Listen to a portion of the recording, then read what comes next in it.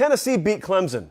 Beat them convincingly. And I got to tell you, the last thing I did before we went on Christmas break is I didn't corner Director Colin in the hallway, but I happened upon Director Colin in the hallway.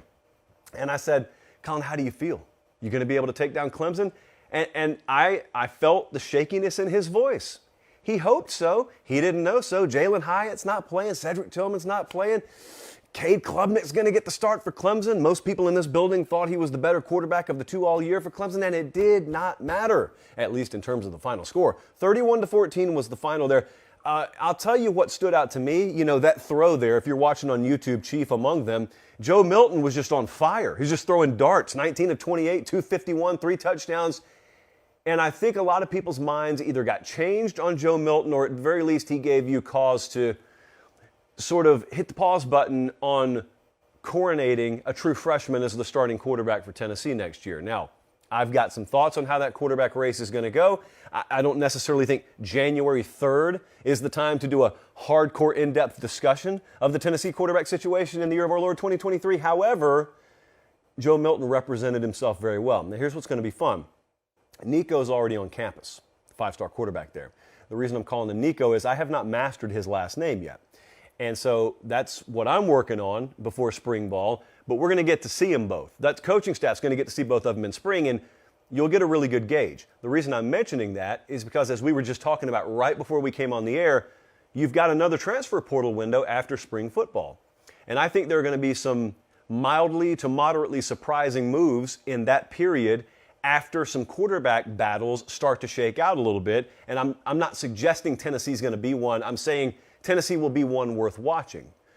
LSU will be one worth watching. Alabama will be one worth watching, because if you've got multiple high-level talents on your roster, not all of them can start, obviously, and if any of them gets a whiff that they are definitely going to be a number 2 or number 3 going into the fall, you may see the portal become an option for them. But as for this game, we took Tennessee plus 5.5. The Ramen Noodle Express, by the way, just chugged its way proudly through the bowl season, finished 7-2. That's the way we like to finish. That's the way we like to start 2023.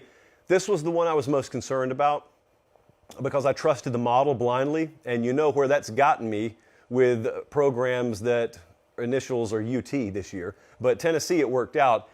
Clemson, you know what? Let me talk about Clemson in just a second. I do want to give a big hat tip to Josh Heupel and his team. They averaged 46.1 per game this year, program record. They averaged 525.5 yards per game. I don't need to tell you they set a lot of offensive records up there. Ton of excitement around Tennessee football, as there should be. Now, as for Clemson, I'm not going to let one bowl game cast the entire die on the program and the coaching staff and everything like that. I don't have to. There were a lot of doubts about Clemson going into this game. Relative doubts. Not the kind of doubts you would have around a 6-6 program. But at Clemson, there's a high standard. They have set that high standard. It's called a consequence of success, and they suffer from it. I think one of the most wild reverse padlock stat lines you will ever see is them getting into plus territory 7 times in the first half and scoring 3 points. I don't know. If I had a cheat code against you on Xbox, I probably could not limit you in 7 plus territory trips to 3 points.